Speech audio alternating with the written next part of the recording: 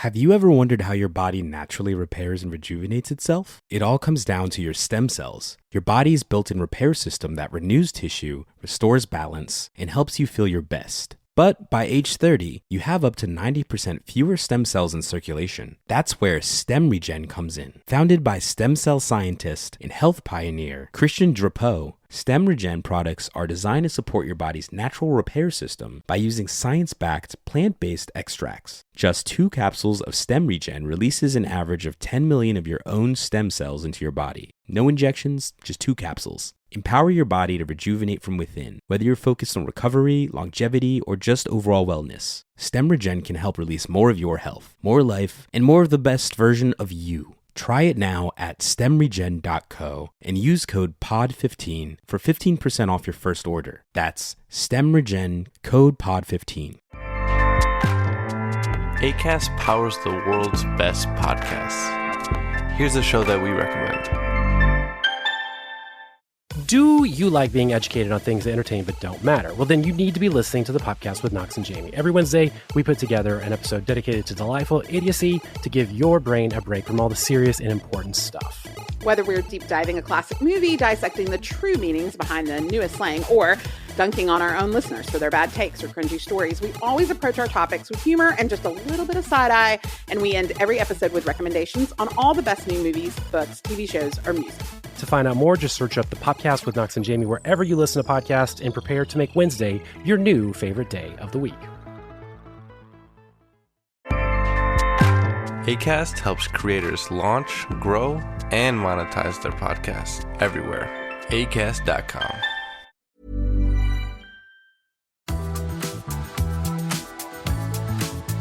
You guys, welcome to another episode of What's Your Issue? My name is Troy McKeady. Oh, and I'm Darlene Sussman. And we are coming to you live, loud, and in person. Oh! We are recording in studio at Spotify, and we're talking about Valentine's Day today. It's a special Valentine's Day issue of What's Your Issue? Of What's Your Issue?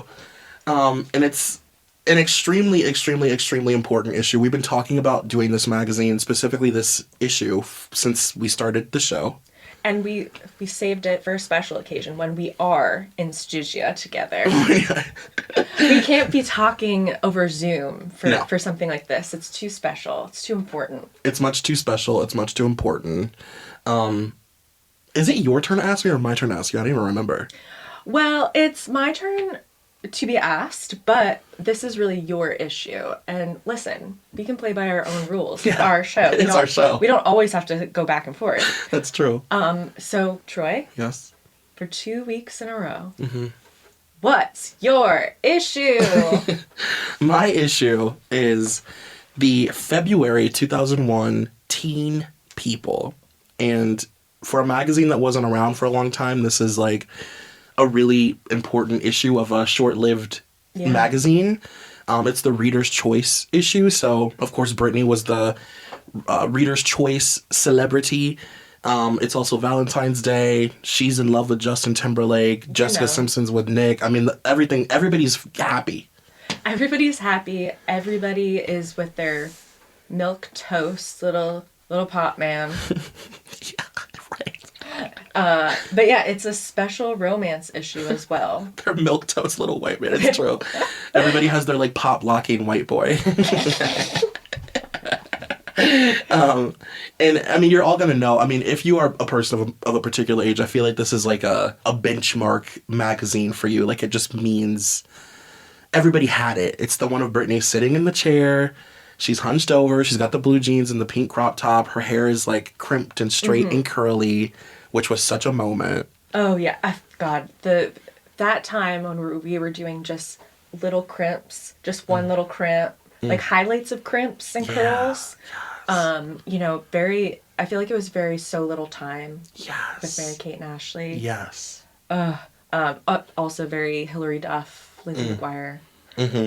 I will say this, when you brought this magazine into town and I got to flip through it, I could not believe how every single page I had a visceral memory of. Yeah.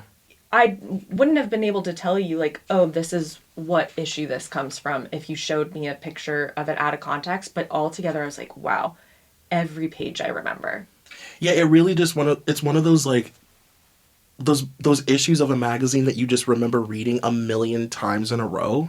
Like, I remember reading this because I owned it. I remember going to people's houses and reading it. I would go to the library and read it. Like, it was like a Bible. I mean, Teen People already was a Bible for young millennials, but there were certain issues that just hit different. It's this issue, and then a few years later, we have the iconic Vanity Fair Young Hollywood. I feel like those are the two absolute staples of a young millennial's childhood. Yeah, and we will cover the Young Hollywood issue eventually. I mean, we have to save the iconic issues for ever so often. Okay, like, we can't just be giving you treats every week. Then you won't buy the cow or whatever, or whatever that saying is. If you're getting all the milk. Ew. Troy, I don't think that's what that saying is about. What kind of show is this? Page 24, letters to the editor. Okay, so you know that this one's going to be good because it's highlighted. Question. I read somewhere that Carson Daly had a nose ring that MTV made him take out. Is it true? Answer. Here's the piercing truth. MTV did ask Carson to remove his nose ring when he became a VJ, claiming that it clashed with his wholesome image. But MTV doesn't seem to have a problem with others who want to express their individuality. Countless of their featured musicians, as well as VJ Raymond Munns, displays body piercings. Seems unfair to me. Oh. Now, why do you think they made him take out his nose ring? I think, and I asked you that question because I was going to answer it. I think they thought it was gay. Yeah. Because he's not a rock star. Rock stars can do that. Dave Navarro can do it. Mm-hmm. But Carson is a little too on the fence there of Boy Next Door. Yeah. And it's not giving, like, bad boy. They're thinking it's giving gay. Homo. It's giving homo. It's giving queer. Yeah, I agree. I think it was too gay, which is crazy because he did have the painted nails, but they were always painted black, and it was like a staple. It was a staple feature of his. The nose ring, I think that it was just like too much. And I do think, I mean, I've said this about Carson a million times. I think there was, even if it wasn't stated, there was something like every man about him. Like, the appeal of him was that he was like so blank. He was like khaki. Mm-hmm. So it's like he could talk to Nelly in the Saint Lunatics or System of a Down or Cameron Diaz or like Mandy Moore or whatever, and it was like fine. Yeah, he was non-threatening for boys watching. Mm-hmm. And he was like just cute enough for the girls to be interested. Yeah. But he's still like a blank slate. And you can never really say what he liked or didn't like. Like, he could be at home listening to the 98 Degrees Christmas album or Korn. Yeah. I wouldn't know, you know? Now, who were your VJs back in the... Like, who did you like? Caduce. Mm-hmm. Damien. Mm-hmm. I loved Lala. And she wasn't technically a VJ, but I loved Suchin Pak, who was like a news person. Mm-hmm. Yeah, she was my idol. Doesn't she have a podcast now? Yeah. Well, good for her. She was literally my idol for real. I loved her. I loved her. I was so into Jesse Camp. Oh, of course, yeah. But just in how weird he was. Yeah. He burned fast and bright, Jesse Camp. Yeah. Also, Jesse Camp, I'm watching The L Word for the first time. Okay. And I realized that Shane, given a lot of Jesse Camp. It's Jesse Camp coded. It's Jesse Camp coded. It's like, yeah. I've always thought that. I was like, damn, like, that's just Jesse Camp on The L Word. For real. Are you attracted to Shane? Are you going through that whole thing? Okay, I will say this about Shane. I think she is such a je ne sais quoi that she sort of transcends attractiveness. I do think there is an otherworldly quality, a star quality, but then if you drill down for too long on the hair and stuff, and I'm just looking at, this is very silly. This is Jesse Camp. Like, the hair is every which ways to sideways. Yeah. Is she a Hey Mama lesbian? I would say so, yeah. Yeah. Oh, definitely. She's definitely Hey She Mama. embodies what it is to be Hey Mama, right? She's the first mama. She is Mama. She is mama. Mama derives from mother, which is her. So we're going to do a new thing now where we're going to, if you leave us a rating and review on Apple Podcasts, is that what we're calling it these days? Yeah. Yeah, what do they call it? Just the purple podcast app? The purple one. Mm-hmm. So if you leave a rating and review on there in the form of a letter to the editor, we will read that. But if you're a Spotify girly, which we hope you are, as we are recording live from Spotify Studios. That's why we sound so good. That's why we sound so good, so smooth. Now Spotify has comments. You can comment on specific episodes. So we will also read a comment from the previous episode. Okay, so this comment was on our previous episode, TV Guide, August 21st, 1999 with Cher. Cars said, "This was one of the best episodes of this show. 99-2000 is my favorite era of pop culture. Season 1 of Sex and the City is much more in line with Candace Bushnell's original book than the other seasons, which is why I think it has such a unique vibe. Also, I have that Rolling Stone issue with Christina on the cover, and it's everything. The ending of when she's talking about recording I Will Be and comparing it to Mariah's Vanishing, chills. Please cover it at some point. Love you guys." That was a great comment, and also somebody who understands nuance and Yes. the campiness of having a 1999 TV Guide episode. It really was, like, shockingly one of my favorites, too. It was so full of, like, interesting shit that you would not expect. You can't sleep on TV Guide. No, it's like there are people doing interviews exclusively to TV Guide magazine that you guys are just not reading. You're just not even learning about. I mean, the Cher interview, my God. Hello. So on page 48, so as we mentioned before, this is a Valentine's specific Teen People issue. So they have all these like lists of like movies to watch with your honey and like music to listen to and the couples we love. And one of them this is like what you should be listening to and watching on Valentine's Day according to Timbaland. So this is Timbaland's year 2001 Valentine's Day playlist. So we have 21 by the Cranberries, an immediate, unexpected. Oh. Yeah. Yes. We have Time After Time by Cyndi Lauper. Okay. Do I want to fuck Timbaland? I think so. He's making a great case so far. Are you ready for this one? Let's Get Physical by Olivia Newton-John. Okay. No, he's a cake now. I love him. Oh my God. I want to marry him. Darling Nikki by Prince. Yes. Love and Happiness by Al Green. I Don't Want to Miss a Thing by Aerosmith. Friendly Skies by Missy Elliott. One in a Million by Aaliyah. Pony by Genuine. Yo, yo, yo, yo. No shit, Genuine. Try Again by Aaliyah. Can We by SWV. Love to Love You by Timbaland and Magoo. Big Pimpin', now that's a stretch, by Jay-Z. So Anxious by Genuine. And How Does It Feel by D'Angelo. And then lastly, and this is for, wait. This is broken up. Side A is for If You're in Love. Side B, starting at Pony, is if you're single and you want to fuck. And then these last two are if you are breaking up with somebody. So we have Break Up to Make Up by The Stylistics and You Don't Know by Missy Elliott. Actually, that felt like truly curated. I like that. It really did. That was cool. Wow. We're going to put that together, actually, in a Spotify playlist. Yeah. We want to start making playlists that align with the episodes. We could even go back and make, like, some old ones in retrospect of old episodes. Like, yeah. 99 is too good of a year to not make a playlist about. I mean, it was the year of Cher. Hello. Yeah, that's a great idea, and it will all be compiled on Spotify.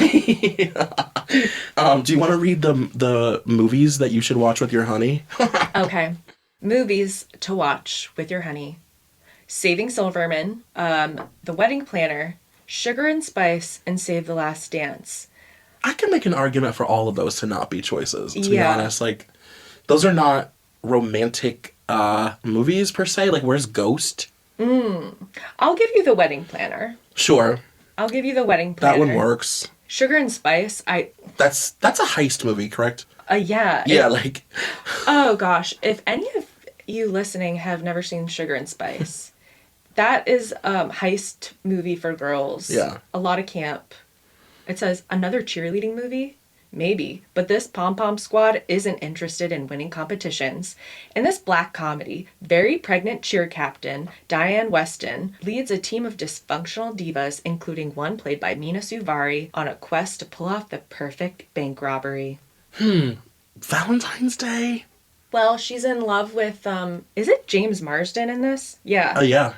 It's her and James Marsden. Oh, yeah. But it's really not about the love between them. It's about the love between friends. Because then you could say that, like, Coyote Ugly is a Valentine's Day movie, if that's the case. No. You know, like, it's not. I mean, that's a lazy selection of movies, in my opinion. It is not as perfectly curated as Timbaland. No. As our king, Timbaland.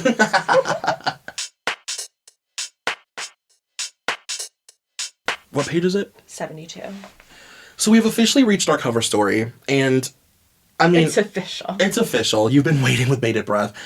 And I feel like this goes without, like, if you're listening to this, you probably already know this, but we're both looking at the iconic photo of Britney wearing that distressed denim skirt that has, like, the sequin all over it, and, like, it's just, like, the coolest denim skirt I've ever seen in my fucking life. With the Harley Davidson shirt, and her hair is, like we said earlier, crimped and curled and straight. Such an iconic photo. And it's titled The Chosen One. She is Teen People magazine's chosen favorite celebrity. Which I feel like, even if I didn't have a bias towards Britney, I feel like it would make complete sense. Like, she kind of embodies everything it means to be a Teen People star. She is the teen person. She's the teen dream. Yeah. Lick it up, baby. Lick it up. So this is 2001. The Britney Spears machine is just chugging along.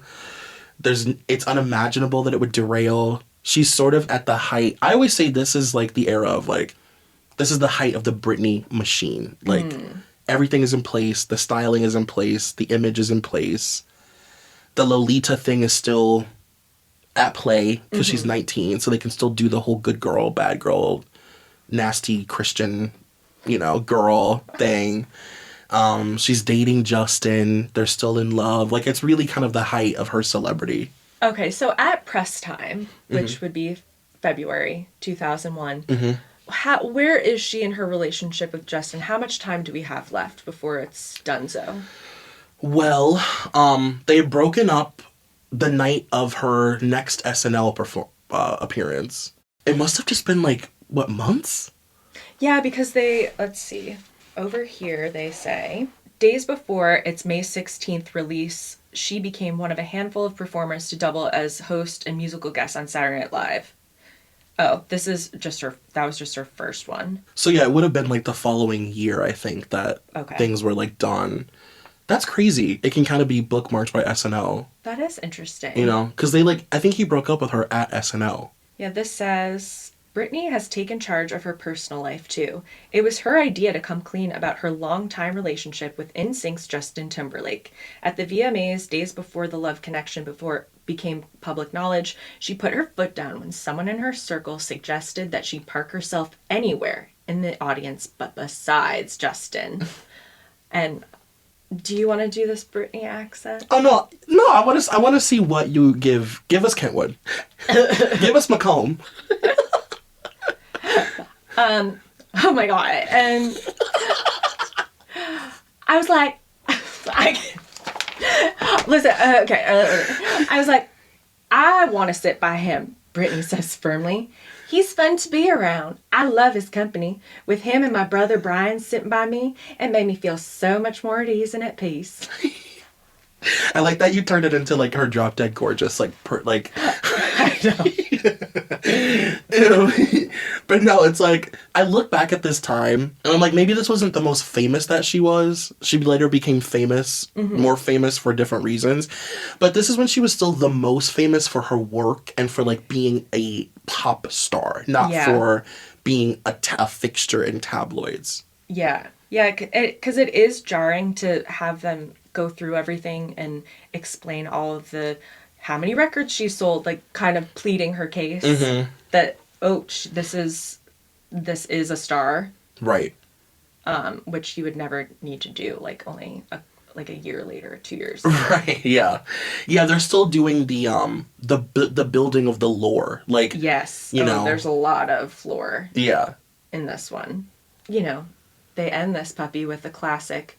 But at the end of the day, home, not Hollywood, is where Britney's heart is. Her face lights up when she begins talking about a recent trip back to Kentwood, Louisiana for her 9-year-old sister, Jamie's dance recital. Oh, God. I was so happy. Do you want me to do, I don't want to put you through another Here's the thing. improv. The improv is fine. It is doing it in front of you, Troy. Me? Of Britney in front of you. Who, me? Like, I could just it's just so it makes you self-conscious, you know? Oh, well, I thought it was great. Thank you. I really did. I love a Southern drawl of any kind. I mean, not that she even is that Southern, but you know. Depending on the day. Yeah. Depending on the day. Depending on how hot it is outside, what she's eating. How drunk she is. Yeah, how drunk. Down here. Okay. But at the end of the day, home, not Hollywood, is where Britney's heart is. Her face lights up when she begins talking about her recent trip back to Kentwood, Louisiana for her 9-year-old sister, Jamie Lynn's recital. She said, quote, "I was so happy because she didn't know I was going to make it," says Britney. "She got me this card and she said, 'I know it's really hard for you to get here, but I just want to thank you for coming.' She felt so good about herself. It was really nice. That's probably the best thing that's happened to me this year." Is that your impression, Troy? Oh, no, sorry. Was I supposed to do a Britney? I'm sorry. Listen, I could have read it, Troy. I know how to read effectively. Oh my God, I'm going to pee myself. That was not my Britney, for the record. Oh my God, you guys, that was his Britney. No. Like, No, I started breaking the Spotify mics. I'm having a tantrum. No, but it's funny, they also mention, like, little things that, in my mind, like, it's, how do I explain this? Like, it's things that are hard for non-millennials to connect to with Britney because they didn't grow up with, like, the constantly being, like USB'd with, like, her likes and stuff. Like, they mentioned Starbucks in this, and, like, oh yeah, you know, how down to earth she is, and that she's a normal girl, and, like, her Southern roots, and Felicia, like, just the branding of the world of Britney. yeah. It was so all-encompassing. Like, you didn't just know a couple things about her, you knew everything. And you're always being reminded of it. Oh God, and speaking of Felicia. Oh my God, you guys. You guys, you won't like this. Felicia was 35 years old at press time. 35. I'm older. That makes me sick. I mean, Felicia, to me, that's a proper lady, as Yeah. you said to me off mic. We were already complaining about this. No, like, I'm disassociating because I'm thinking about Felicia, like, even in, like, video form, like, as a moving adult human person. Mm-hmm. She's such a woman. A woman. Like, Troy, like, I look like younger. Like, I look like a little girl, right? I look like a little girl. Like, I could never be a 19-year-old's, like, keeper because they'd be like, oh, She's that too young baby woman girl. is too young. Little girls can't be assistants. Little girl. Much too young to drive a car, little girl. No, it's like really jarring. Like, Felicia is a young woman, and I just will always look at her as like a woman, like a woman, like a mothering, nurturing. And it's also just so weird to think, like, okay, yeah, Britney was 19 and she was 35.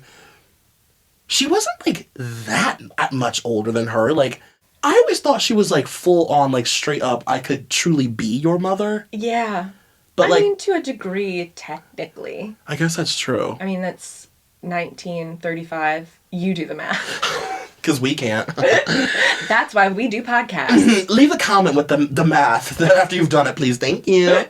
But surely that's, menstruating age Yeah. for Felicia. I'm like, that means she would have had her at 12, right? Or is it 45? Who can say? Who can say?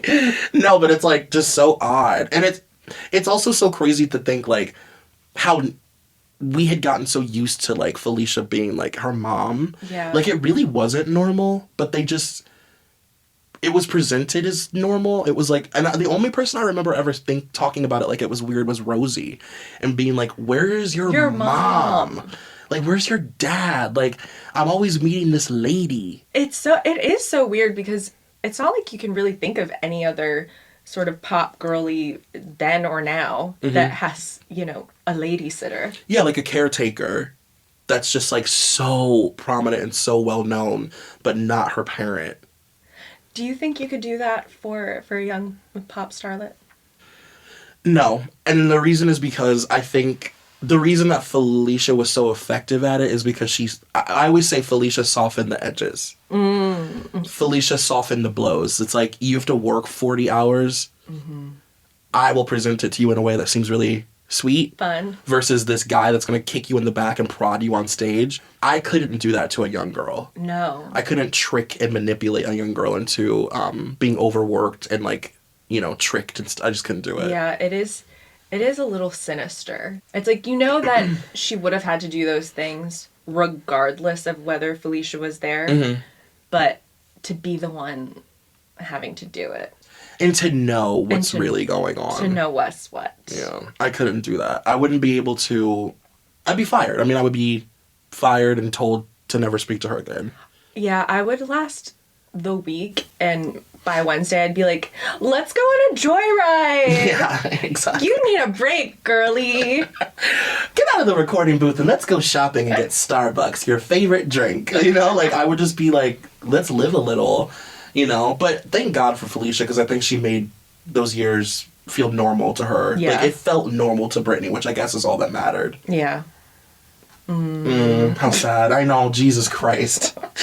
But yeah, as far as the article itself, it's like very bare bones. It's not like anything crazy. It's just them kind of reiterating that she's like this powerhouse and like, Yeah. we've never seen anything like her. And I gotta tell you what, comparing this to TV Guide's profile of Cher, TV Guide's got it in the bag as far as which one is a little more interesting and juicy. We're not really doing any hard-hitting journalism over at Teen People. not a Teen People. Let's just say it won't be the last time that you've heard a TV Guide on this podcast. Oh, no. So get used to it, baby. Yeah. This is now a TV Guide podcast. So then we skip to page 82, and this is the other people selected by Teen People readers as like their favorites of the year or whatever. And it's pretty good. I gotta be honest, the list is like iconic. Oh, this is interesting. Best dressed star, female. Christina Aguilera. Now, I can't do the math on that one, can you? But that is just because we can't do math. What is No, okay, that's feels like a lie. I'm gonna be honest, that feels like a lie. I'm just gonna say it. Fighters, sorry. It feels like a lie. Yeah, I don't get it. Christina was always, like, kind of made fun of for the way she dressed. Yeah, and like, I don't know, who were the other nominees?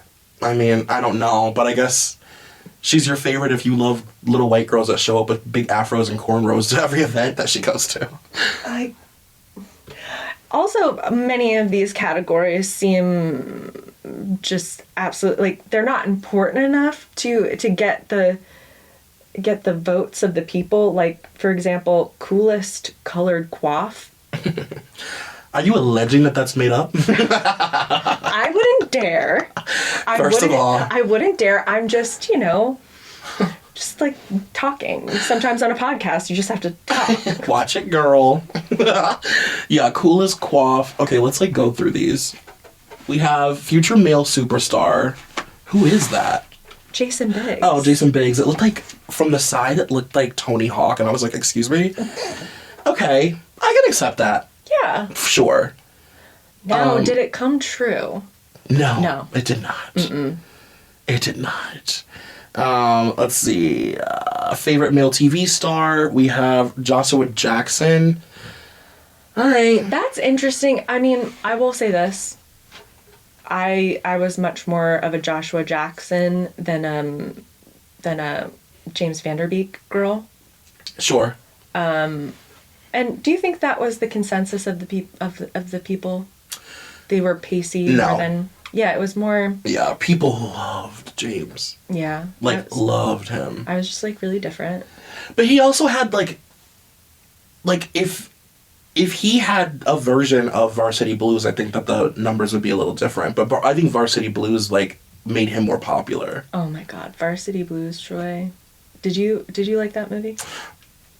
I wasn't... It just didn't take at the right time. Well, you want to know... This is funny. Or is it funny? Who can say? You be the judge. Okay. I had never seen Varsity Blues my whole life. Mm-hmm.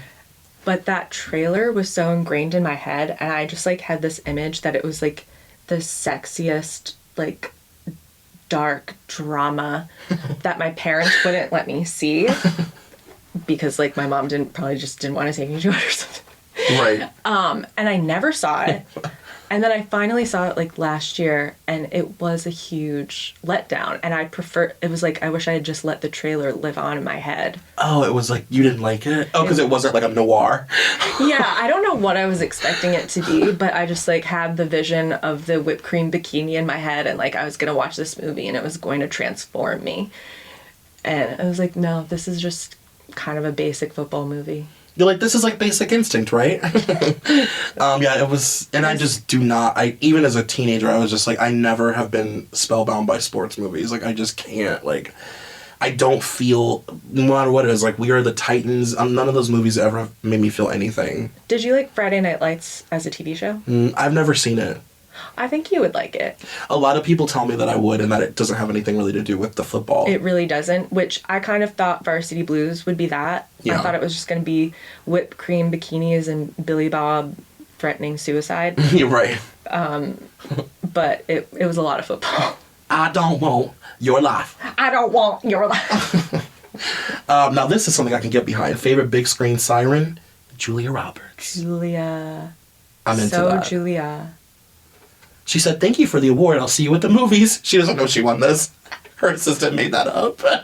She said, see you at the movies. Julia Roberts would never say that. And I'll see you at the movies. That's hilarious. What else? This is kind of sad. Future female superstar Rachel Lee Cook. Didn't happen. Oh, that did not happen. I'm going to be honest, there are certain, now that I'm older and I've been podcasting for a long time, there are certain things where I'm like, that was politics. That was that was like something that we are not privy to, that she had no control over. Mm-hmm. That was some power man in a suit is the reason. Like, you know? Because there's no reason that she shouldn't have been more famous. No, it really is strange. I mean, I guess I think there's so many women of her age group where you're like, you could have been a movie star, but I don't know. It's like you didn't get the right role, or it is politics. Like you didn't get the right follow-up role. Right. Like when you were supposed to strike. I also think for like those types of actresses, it's like someone like Kirsten Dunst. Mm-hmm. She was able to transcend because she was doing the kooky like Bring It Ons and Dick and stuff like that, but then she had a champion like Sofia Coppola who's giving her the respected roles that could usher her into the next phase of her career. But most young starlets like that didn't have it, so it was just like, oh, you just do like the silly movies and you're not transitioning to the next phase of your career.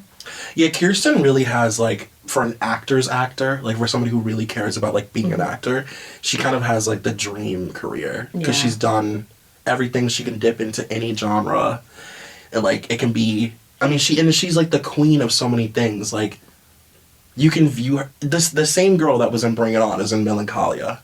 It's literally insane. It's actually fucking crazy. Like, I truly believe that Kirsten Dunst is the most, like... broad actor. She can just do anything. I love her. I love her so much. It's sick. I would say she's my top 3 actresses. Me too. Hands down, no question. And Julia's sitting right there. I don't know. We can't get into that right now because we'll be here all day. No. But Kirsten is undeniably top 3. We'll have to find a magazine with her on the cover just so we can talk about her for 40 minutes. Yeah.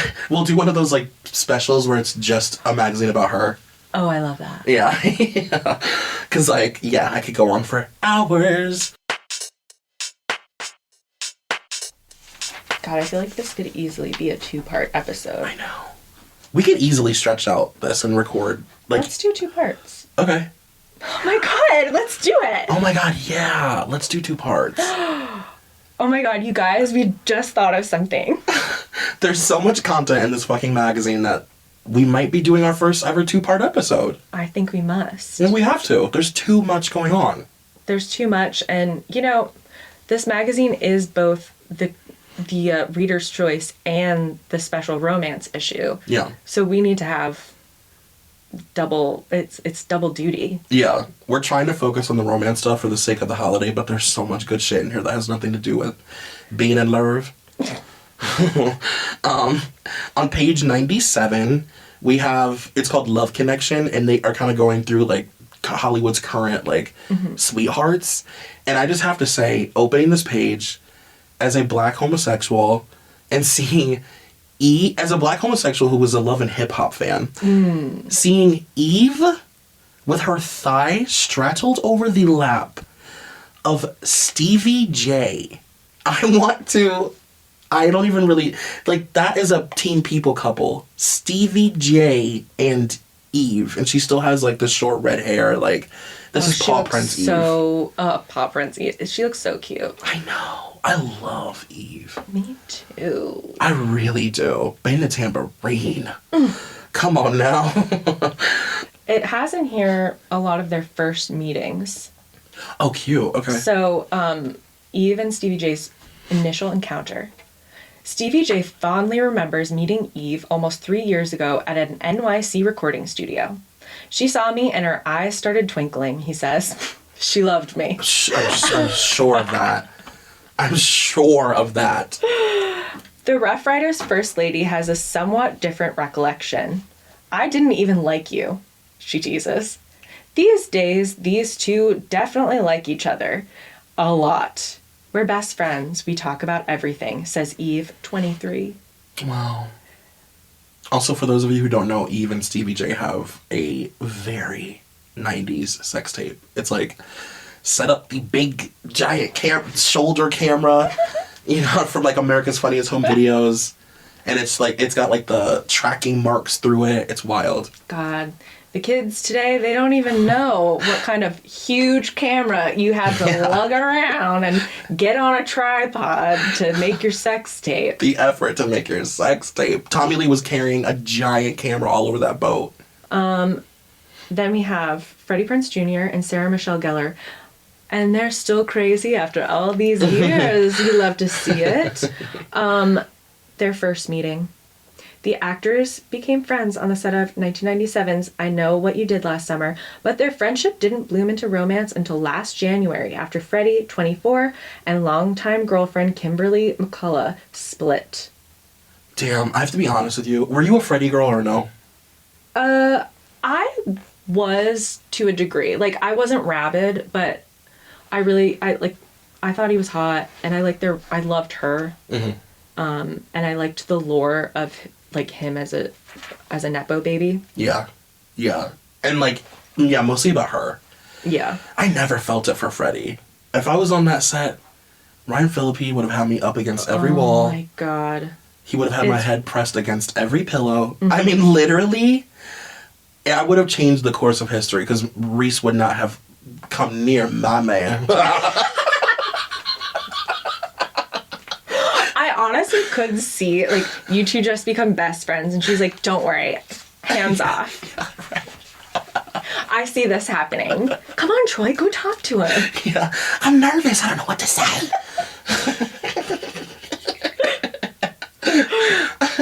And this also says, there's a good reason why Freddie Prinze Jr. thinks Sarah Michelle Gellar is his dream girl incarnate. Quote, she's the first woman I've dated who is self-reliant and independent. That alone is, oh my God, this chick rocks. Oh my God. He told Movie Line of his year-long girlfriend and frequent bowling partner. I've just always felt like he had no charm or charisma. Yeah, there's no charisma there. But I do think it came down to he was hot and just you know, the tragic story of his father dying and everything. Yeah. And I think he was sort of beloved by the powers that be. For sure.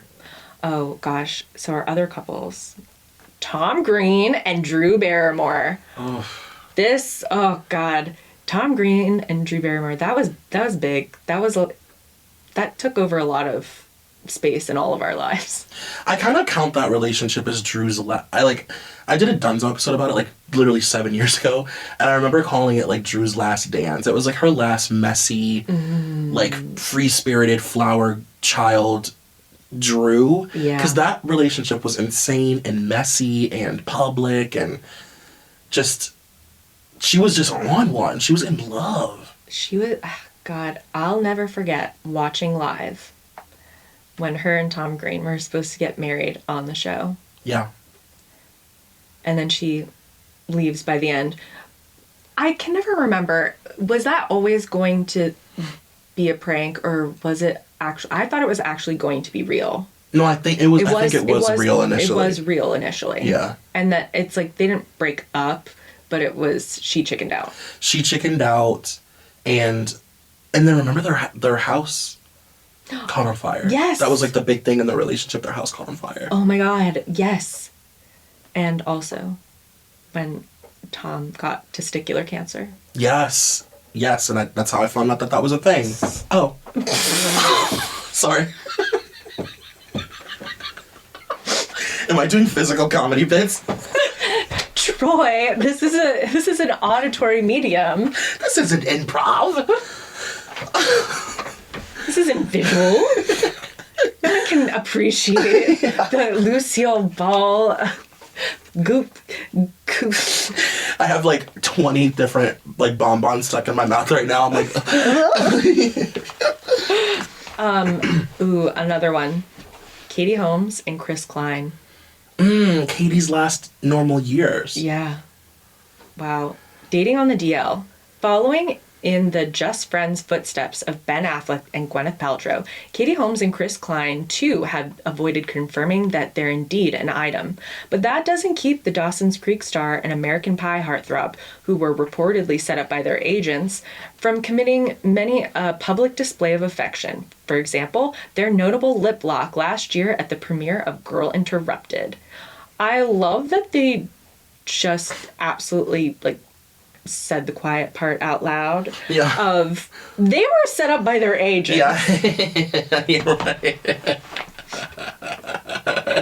I love it. And talk about a milquetoast, boring, fucking heartland-ass couple. I mean, literally, my God, they may as well be sponsored by the Ohio State football team.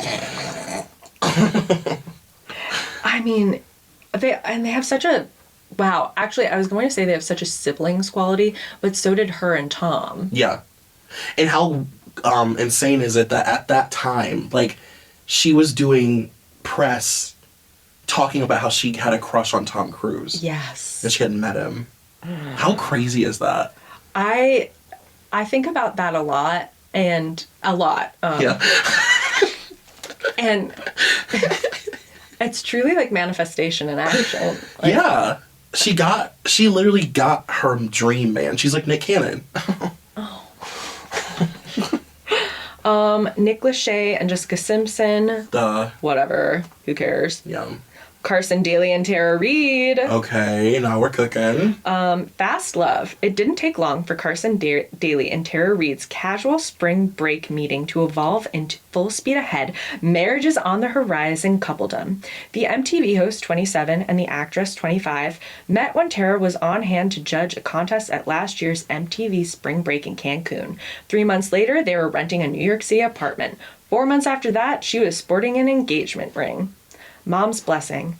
I feel I'm closer to being a grandma than ever, says Carson's mom, Patty Daly Caruso, the host of the Palm Springs, California talk show, Valley Views. Valley Views. Were you tempted to ask Tara about Carson when you interviewed her? I was. The problem when I interviewed Tara, it was during COVID, and, you know, we had to reschedule many different times. You know, Well, things come up. She was, suddenly like in Arizona, and she's like, I'm driving right now. I'm so sorry. Can we reschedule to next week? I'm like, okay. But there were a lot of questions I wanted to ask, but I very much got the sense that she, like, we weren't, like, going to form a friendship out of the interview. So, like, I kind of tried to inch towards that stuff, and I was like, no. You said this could quickly turn into a Jenny McCarthy interview. Exactly. She's like, good luck with your huge fake tits, bitch. Your wobbly little knees, bitch.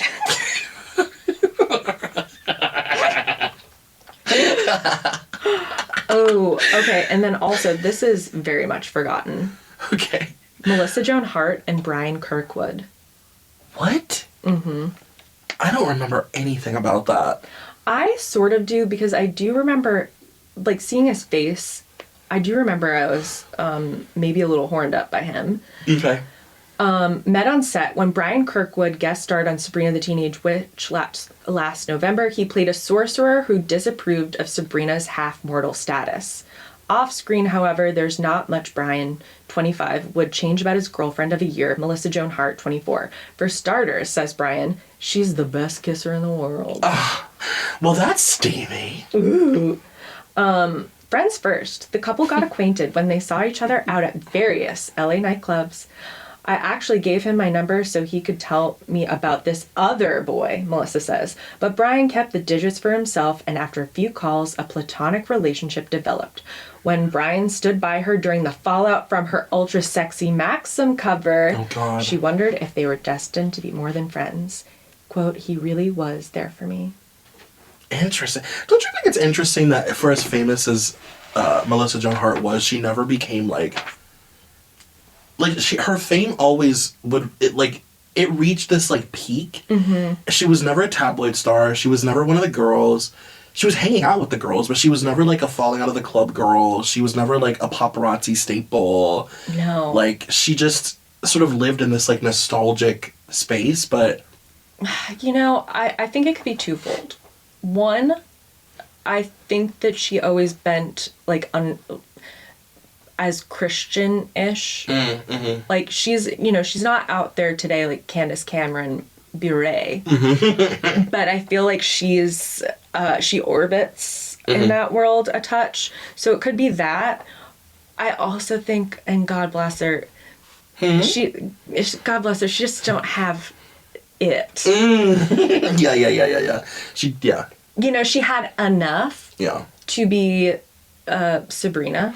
Mm-hmm. But she didn't have it. Or a host. I always thought she was great as a stand-in VJ and but it's weird, and I almost wonder if she just was really good about she partied smart. Yeah. Because she was always trying, she always talks about when she would try and get Britney to go to the clubs with her and stuff, and maybe that is the Christian girl in her. Yeah. Knowing she's got to hide it. It's for sure. I mean, she was smart enough to not let people see that she was raging. And that, you gotta give her some respect for that. Yeah, it's crazy. There's no Melissa falling out of the club moments ever. Were you a Sabrina the Teenage Witch fan? Oh, yeah. Me too. Yes, very much. Me too, big time. Big time, mama. The only thing that stopped me from naming my black cat Sebastian was that she was a girl. Salem? Hello.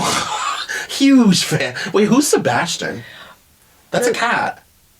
Well, he's also Ryan Phillippe's character in Cruel Intentions and the crab in The Little Mermaid.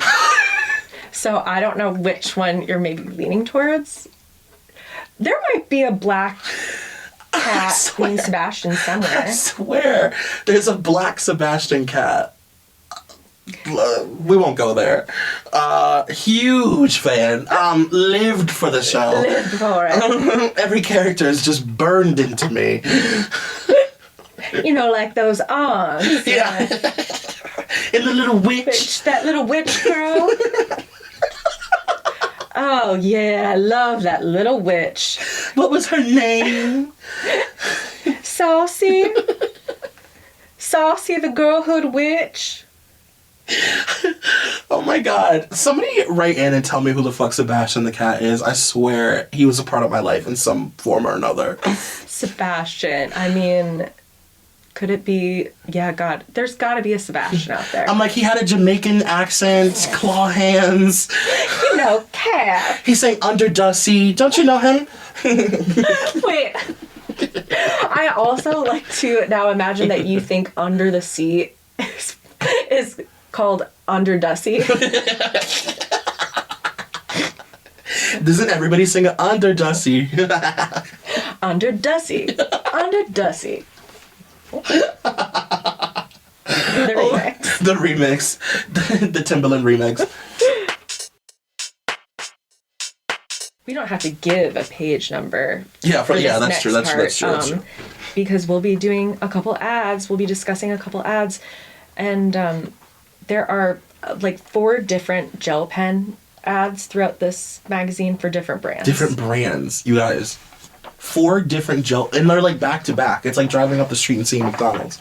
Back to back to back gel pen ads, different brands. Just the culture of gel pens, because this is like peak notebook culture, I guess. Yeah, I guess so. I feel like, I don't know, because I'm trying to think back to my gel pen days, like what time period we were in. And I feel like it was earlier than 2001 when I was really into gel pens, but maybe I'm wrong. Well, we were using them in middle school. That's a good I just think that they were novel then, and that by this point they were literally so... They were ubiquitous. Yeah, to the point that there were spin-offs, there were like glitter gel pens, there were the glow-in-the-dark, like they had become like... And I just remember it was like, how many gel pens can you have in one like pencil keeper, for one thing? 1 million. And then they had that paper, that like special, that black paper. Oh, yes. Oh, Troy, I forgot about the black paper. Where they really popped. Like you could do them on notebook paper, but there was nothing like having that black notebook paper. Yes. Oh, and this is like halfway through the magazine. The scented gel pens. I don't know if I ever smelled the scented ones. Did you? Oh, I did. I bet they were foul. Yeah. I mean, they have these ones that are ice cream ones, and they were... Oh my God. They were like, scent, I don't know. They smelled like vanilla. It's not too hard to make that work. Yeah, I can't really screw that up. Gel pens. And they never lasted long. They ran out so fast. They always broke. God, they were such a perfect racket, actually, for these companies. Because kids would just, go draw all over their notebook. You're bleeding ink. Yeah. Yeah, they go so fast. And then you're drawing on yourself. Yes, on your hands. Doing like henna. Oh, I feel like that was the number one way we were using gel pens was tattoos. Yeah. Yes, for sure, Tars. For sure. I forgot. And they even if, I remember just them being so finicky. Like there was the moment where you got a new gel pen and it was bold, bright, beautiful, thick ink. And then a couple days into having it, they never quite worked the same, and you couldn't complete sentences because they never finished, and they were very finicky. Oh, I forgot about that too. Yeah, it was, especially when you were doing the tattoos. Yeah. It had to be a fresh to death gel pen. Yeah. And they were so expensive. Oh my God. Our poor parents. They really were a racket. They were a huge racket. And we used them, we definitely did the tattoos, but we were a notebook group. Passing notes was through gel pens, and I don't know if your friends had, did you have, friend group notebooks? No. We would have notebooks that we would pass to each other, and write in. I remember these, yeah. Yeah, and, all the, you would just, pass it to different people in the group, and they, it was just full of stuff. Oh. That was Jen Pell. That was Jen Pell. Gel pens for adults. I went to middle school in France. It was Japel. Oh, Japel. Oh, yes. I'm sorry. I don't remember your American gel pen. Yeah, mine were Japel. Yeah, they were great. I actually remember that gel pens got banned in my school for a moment. Same. Why was that?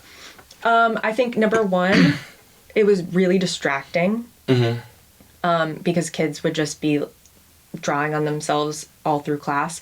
But I think also, I think there was like a money issue to it, where it was, I think like kids were stealing them from each other, and it would, because it wasn't just like, you know, something cheap to buy, it was becoming contentious among the children. Like, they used to sell them in the school store, and then they got pulled from shelves. I remember that. And then they were like, no more gel pens. And then it was like they just disappeared. I mean, I think they still make them, but it was just never the same. I think it was also, at first it was like no gel pens at recess because everyone would come in covered in ink, and parents were like, what is going on over there? And it also probably isn't like, as a teacher, I maybe wouldn't love seeing my students doing notes in like yellow glitter ink. Like, you know what I mean? Yeah. There's just something about that feels inappropriate. Well, and also, like, probably just logistically hard to read. Yeah. Like, how can you even see what you're writing? Oh, I remember that too, like having like the neon orange and being like, here's my 5-paragraph essay. And it's like, I can't read any of this. Like, I literally need a black light to read your essay, little girl. Oh man, this has me missing gel pens though. I know. Should we stop and get gel pens? Yes. And do that? Oh my god. Yeah. Gel pen forward. I know that they still make gel pens, but like, shout out to the girls who lived through the gel pen era. It was really a moment, and it really like, you know, we used to write more. Absolutely, Troy. We used to write more. We used to write. We used to be a country that wrote. We were a proper country. You know, I think we can get the kids into writing, and maybe even cursive. I don't know. If we introduce them to a gel pen. I would love to get a child in here right now and see if they can hold a pen. That's a great Their point. hand just cramps. They're like, what is this? Hieroglyphic. I did see on Instagram recently that it was like, I don't know, the Smithsonian or some famous museum was looking for volunteers who could read cursive to like essentially transcribe documents. Stop it. And I was like, wow. Stop. Oh, I did not know we were there. Do you remember as a child learning cursive and being like, why is this? Why? No, because I loved it. I still write in cursive. Really? Mm-hmm. I think because, for two reasons. I thought it was prettier, but I also felt it gave writing a gravitas. Oh, it does, undeniably. Like, throughout the pandemic, I was journaling in cursive, and part of me was literally thinking, like, someday someone will read this as a part of history. Yeah. And they'll That's be like, interesting. yes. Like, as if it's like, you know, World War II, and Right. I'm writing to my husband at war. It's like a Sarah Plain and Tall book report. Exactly. I remember just being like, I don't get why we have to relearn the words, but with like squiggles. But fancy. Yeah, like it's literally an S with squiggle. Troy, logistically, it's quite stupid. I understand. And like relearning letters that we already know, like R, as like different things, or like like a S. Yeah. And also the fact that it was like, well, you know, like on the SATs, they had you do a paragraph that was basically, I pledge to not cheat. Right. But you had to write it in cursive, and it was like, oh, if it's in cursive, that's ironclad. Mm-hmm, yeah. Yes, that's so true. The last ad that we wanted to talk about before we end this episode is Herbal Essences. Now, Britney just so happens to be the Herbal Essences person in this issue's ad. But just this era in general of Herbal Essences ads were insane. So sexual. So erotic. The entire thing revolves around climax. The entire peak Herbal Essences campaign is that the shampoo makes you feel like you're coming. And that, you know, your people are overhearing you shampoo yourself. Yes. And they're going, that girl's getting railed in the bathroom. Yeah. Yes. And then she comes out, it's like, just shampooing myself. Just the herbs and herbal essences. It just smells so good. And I remember thinking, because the fact that it was herbal was like a novelty thing. Like, there weren't many herbal forward shampoos or products. Like, I really thought that there was a woman like grinding, like literally muddling like mint and thyme. Wow, that's so interesting. Yeah, like I really was like, herbal essences is so cool because it's herbal. I do remember looking at the bottles, and yeah, there was something very apothecary about them. Exactly. It was like, oh, this beautiful picture of a rosebud. Yeah. Means that there's rose in them. It's like, okay. Yeah, I do also think, yeah, the packaging was, back in the day when we had so much ugly packaging, it wasn't like we have it today where, you know, everything is so branded and the brand is like cool and millennial and right. We weren't doing that. It was just, you know, basic L'Oreal. Yeah. But that I feel like herbal essences was like, oh wow, we're doing something different and chic over here. It was chic, and it was something that was cool to have sitting in your shower. Like, it looked cool being able to see like what alleged herbs were in your bottle through the shampoo. That was cool. And then also, but you're right, there was like an apothecary thing about it, because it felt like it was like it felt like something you would get from like what now would be like an anthropology or something. Yes. Like a very cool hipstery, like... Oh, well, because it was like the picture of the rose or whatever was inside the bottle, and the bottle was clear, and you were seeing it through the shampoo. They don't get enough credit for that. They don't. Because so many companies do that now, but I remember with herbal essences that being very specific to their brand. And it was also, I remember going to the store and you'd go through and you'd flip the cap and smell them all. Oh my God. The smell of them was, I mean, even to this day, oh my God. Well. Now that we've both climaxed with our herbal essences. That's what it sounds like. Yeah. I guess that's part one. That's part one. There's so much more to cover in this magazine. We're going to go through all of it. And yeah, this was like, I'm very, very excited that we're finally I've been wanting to talk about this for so long. Me too. It was a treat and a half. And luckily it's not over. It ain't over until Troy and Dara climax from their herbal essences shampoo. I'll have what she's having. But yeah, we love you guys very, very, very, very much. Yeah. Deeply. And we'll see you next time. Bye. Bye.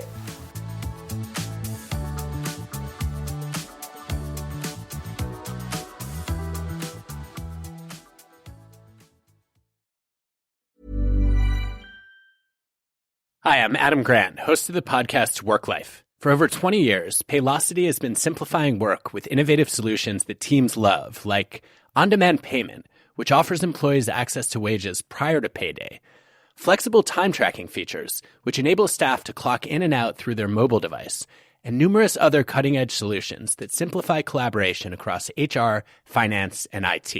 Learn more about how Paylocity can help streamline work and enhance business outcomes for your organization at paylocity.com/simplified.